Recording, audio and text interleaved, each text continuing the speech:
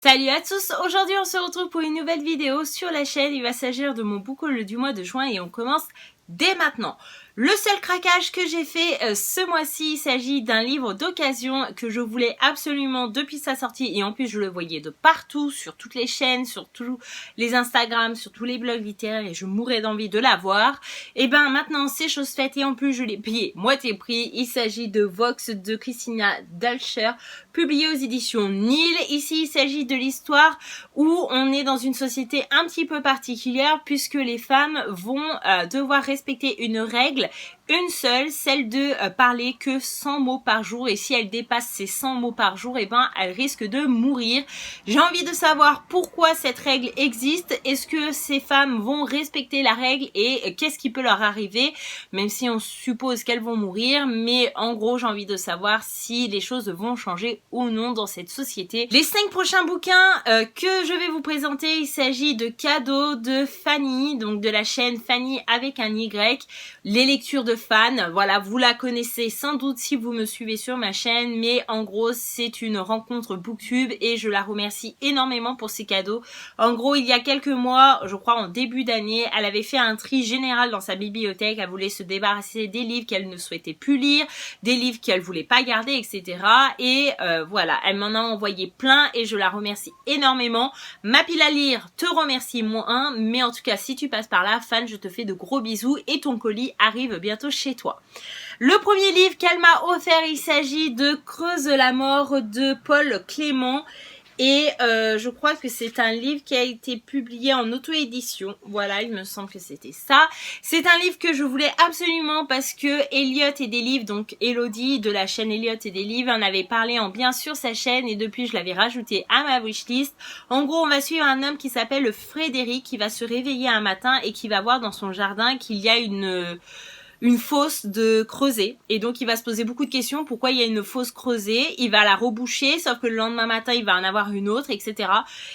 C'est assez mystérieux et j'ai envie de savoir ce qui se cache derrière cette histoire. Ensuite, le deuxième bouquin, il s'agit de Eve de Karina Rosenfeld, publié aux éditions Syros. Si j'ai bien compris, Eve, ça doit être une intelligence artificielle ou alors une femme. Là, pour le coup, je suis assez perdue et j'ai hâte de le lire juste pour ça. Et en gros, elle a le pouvoir de voir tout ce qui se passe dans la société 24 heures sur 24 à travers tous les yeux d'humains. Et du coup, ça c'est vraiment utile. Par exemple, quand il y a des vols, quand il y a des choses comme ça, et ben elle arrive à retrouver les coupables facilement, sauf que elle va être témoin de l'agression d'une jeune femme qui s'appelle Eva et elle sera incapable d'identifier le coupable et donc on va chercher à savoir pourquoi et du coup qui est ce coupable. Ensuite j'ai eu la chance qu'elle m'offre Le fer au cœur de Joanne Elliot, donc publié aux éditions Girlstream dans la collection Électrogène. D'après ce que j'ai compris, on va suivre un homme et une femme qui vont être en prison dans un endroit souterrain. C'est juste invivable les conditions de vie, etc. En même temps c'est pour les punir de ce qu'ils ont fait, même si moi je trouve pas que ce qu'ils ont fait d'après le résumé soit grave. Et en gros ils vont essayer de survivre par leurs propres moyens et peut-être de sortir de ce trou un jour. Ensuite elle m'a offert Erreur 404 de Agnès Marot, pareil publié aux éditions Girlstream dans la collection Électrogène. Tout simplement j'ai pas envie d'en savoir beaucoup sur ce bouquin, je fais juste confiance à l'auteur. D'après ce que j'ai compris, on est dans le monde geek avec les jeux vidéo. C'est une femme, je crois, qui va sortir un jeu vidéo et pour connaître le succès qu'elle a envie de connaître, et ben, elle va tricher sur certains points. Voilà, c'est assez particulier, c'est pas forcément le genre de lecture que je fais, mais en ayant IRL dans ma pile à lire et que je suis quasiment sûre d'aimer de cet auteur, et ben j'avais envie de découvrir celui-ci aussi. Et donc le dernier bouquin que Fanny m'a offert, il s'agit de Enfants de la paranoïa de Trevor Shane, publié aux éditions Michel Lafon.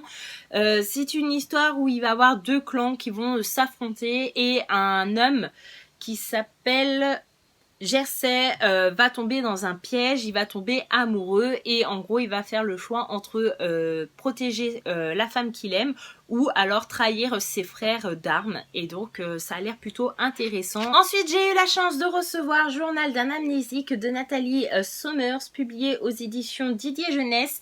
Et ici, il s'agit d'un bouquin qui va beaucoup m'intéresser, d'un livre jeunesse où on va suivre un adolescent qui s'appelle Romain, qui a 15 ans et qui a un quotidien assez difficile pour son âge, puisque en fait il est amnésique et du coup il se souvient de rien. Il n'arrive pas à se rappeler des choses sur ses parents, sur sa famille. Il n'arrive pas à reconnaître ses parents.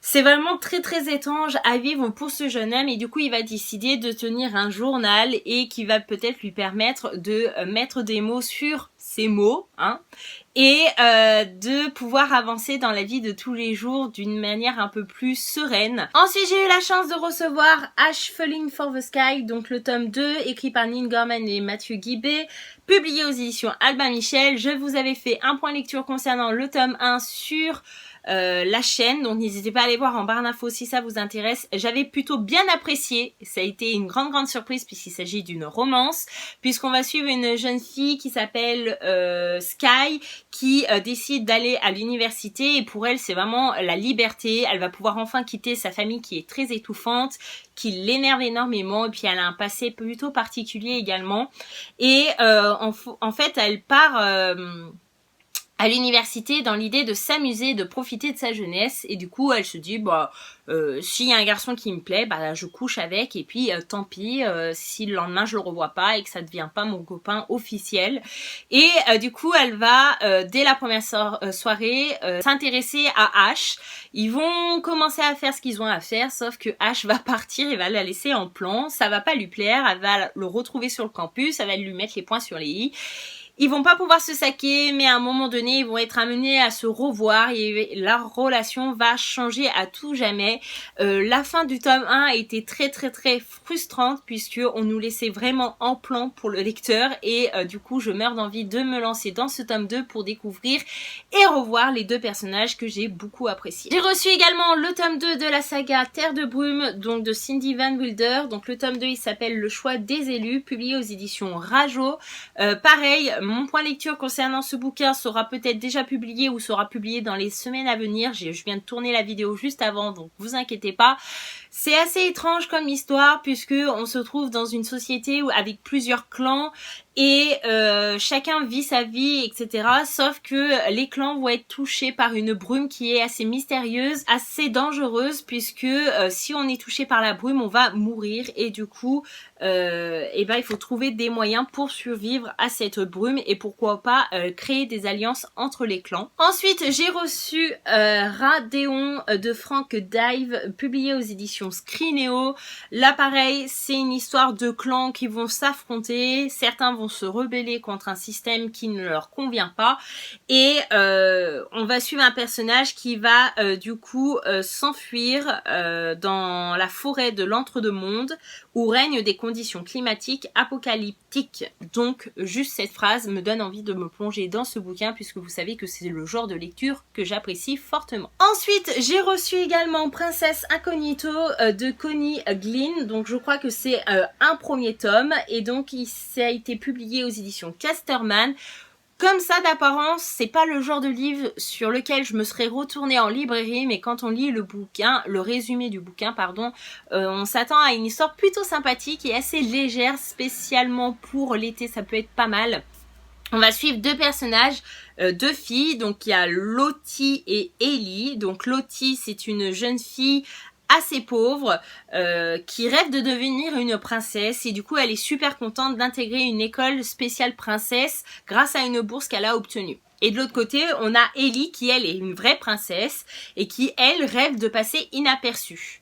Et du coup, elle aussi, elle va aller dans l'école des princesses. Et du coup, toutes les deux vont être amenées à cohabiter ensemble. Elles vont être dans le même dortoir. Et du coup, leur rêve va se réaliser puisqu'elles vont décider d'échanger leur identité. Et donc, celle qui rêve d'être princesse deviendra princesse. Et celle qui rêve de passer inaperçue prendra la place de celle qui est plutôt ordinaire. Voilà, je pense que c'est une histoire qui va être vraiment sympathique, bien pour l'été, et du coup j'ai hâte de vous en reparler. Et le dernier bouquin que j'ai reçu ce mois-ci, il s'agit de La boulangère du diable de Hubert Yurtas, publié aux éditions Archipel, c'est ça. Et dans cette histoire, on va suivre l'histoire d'un homme qui a été boulanger dans son village et il va commettre un crime, celui d'avoir hébergé dans sa grange par un froid polaire des soldats venus faire l'inventaire des biens de l'église. Du coup, plus personne va acheter son pain, il va faire faillite, il va en mourir et sa femme va retourner en Algérie. Et 100 ans plus tard, son arrière-petite-fille, elle-même victime de ce qui se passe en Algérie, va elle être amenée à venir en France. Et en gros, sa grand-mère lui parlait du coup de l'histoire de sa famille et du coup, elle va se retrouver dans ce même village qui, 100 ans auparavant, ont fait que son père a été rejetée de tout le monde. Et du coup, eh ben, est-ce que elle-même, elle va être boulangère? Est-ce que elle-même va connaître le même sort ou est-ce que les gens vont lui pardonner? Voilà, c'est une histoire qui a l'air plutôt pas mal, qui paye pas de mine comme ça, mais qui a l'air fort intéressante puisqu'il y a quand même un côté historique. Et voilà, mon book haul du mois de juin est enfin terminé. J'espère qu'il vous aura plu et j'espère que je vous aurai donné des idées de lecture. N'hésitez pas à me dire en commentaire si c'est le cas et si vous avez déjà lu un des bouquins que je vous ai présenté aujourd'hui. Merci d'avoir regardé cette vidéo, je vous fais de gros bisous et je vous dis à bientôt dans une prochaine vidéo. Bye bye!